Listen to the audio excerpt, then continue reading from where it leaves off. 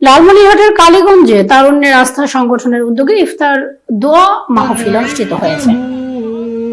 করিমউদ্দিন সরকারি কলেজ মাঠে সংগঠনটির উদ্যোগে ইফতার ও দোয়া মাহফিল অনুষ্ঠিত হয়।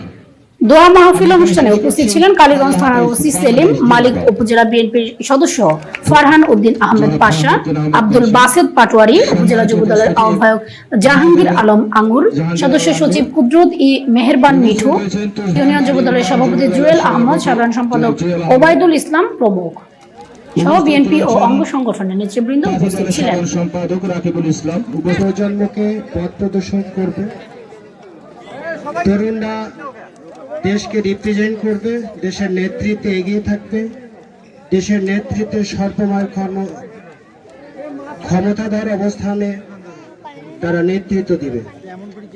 আমি তারুণ্যের আস্থায় যারা কাজ করছে, আমি তাদের উদ্দেশ্যে বলতে চাই, আস্থাটা যেন আমরা তাদের উপর রাখতে পারি, মানুষ যেন তাদের উপর আস্থা রাখতে পারে এবং সেই আস্থা নিয়ে যেন তারা কাজ করতে পারে। যদি শুরুতেই হোঁচট খান তাহলে কিন্তু মানুষ আস্থা রাখতে পারবে না।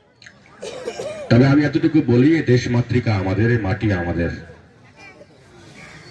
এই সমাজ ব্যবস্থা আমাদেরকে করতে হবে। এই সমাজ আমাদের, এই সমাজ যেন আর কলুষিত না হয়।